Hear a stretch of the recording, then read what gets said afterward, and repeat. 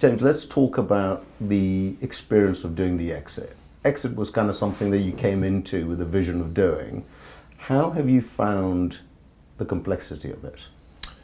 Yeah, I think much more than I'd anticipated. At the end of the day, exit is a word that we all strive to go and finally see one day, and now it's come about. I think it was, it kind of came out of nowhere, but at the same time, it was always to be expected. But it, like I said previously to you in our meetings, I used to think it was just about profit and loss, but it's really not. It's a lot about other stuff, and the learnings and etc. has been incredible, just to sort of really understand what an exit actually means. Scary?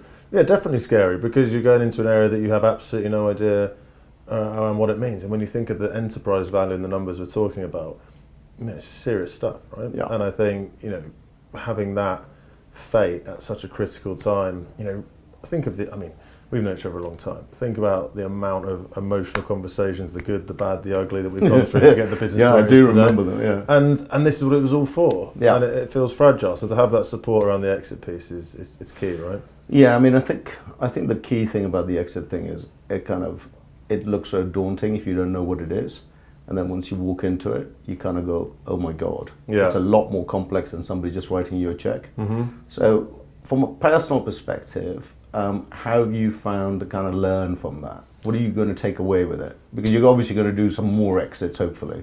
Yeah, hopefully. You've got to listen a lot. You've got to understand the details, and you've got to trust the expert that have a job within the exit process. Yeah. We are not accountants. We are not lawyers.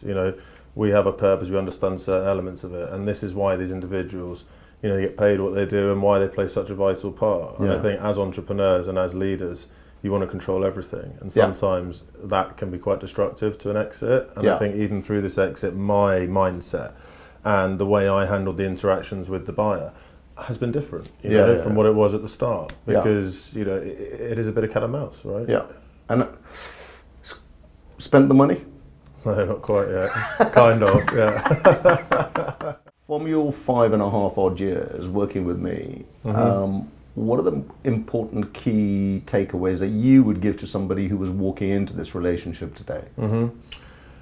I think the first one for me is just realise what your strengths and weaknesses are, and don't try and do everything. When you first joined and I got to know you, I wasn't really that confident to show you that I had weak points, and I think you as well. You were getting to know me, and I think that relationship takes time. It takes trust.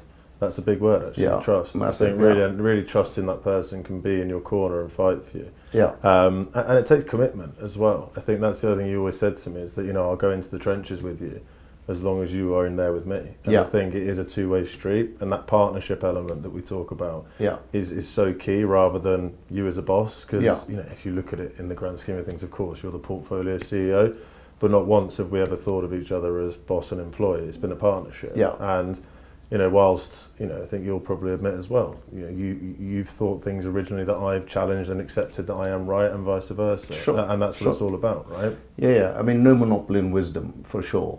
And I think jointly we've had some experiences, good experiences, and some interesting experiences, let's say. Yeah. From a work perspective. I think, what about the rest of the support function that RE provides you? Like, for example, you've got the finance team who are like experts at what they do, and the Daisy's operational side, all of which are not strengths of entrepreneurs as such. How do you see that? Are you asking me to talk about operations and finance? No, of course, all jokes aside, look, it's a massive help, because again, it's alien to us, right? Look, we have an appreciation of it, and when I spoke to James earlier, I said, look, the biggest learning for me was that understanding of running a business end to end, but the reality is that we're amateurs in that space, and having core experts in finance and operations, it gives you the confidence to scale your business, to grow it, to go and hire people, to actually, really, put your pedal to the metal and be confident that you can do this with the right support behind you. And I think if you're a one-man band, or if you're, owning a business as a small team, you can hit into hurdles pretty quickly. And we've been there, right? Yeah. Sure. And from that perspective, if you were today going to look at a helicopter view of a business, any business, how comfortable are you now?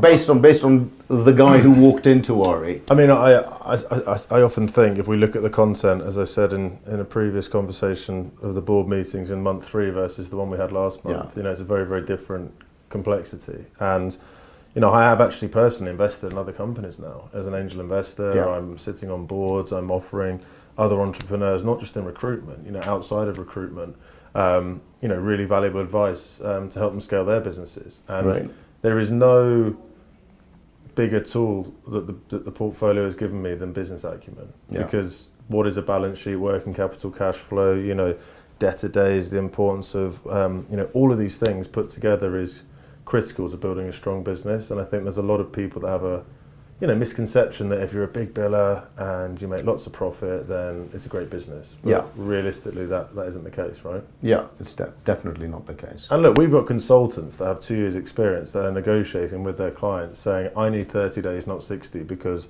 cash flow is important to us. And that doesn't happen in many businesses.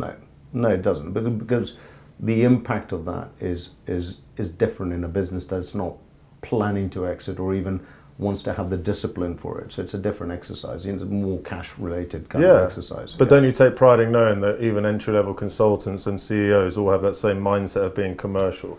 Oh, 100%. I mean, the fact that RE and our businesses can create that, environment and arena for people to all have that mindset, it sets them up for success, whether they stay with us or they leave. Right? No.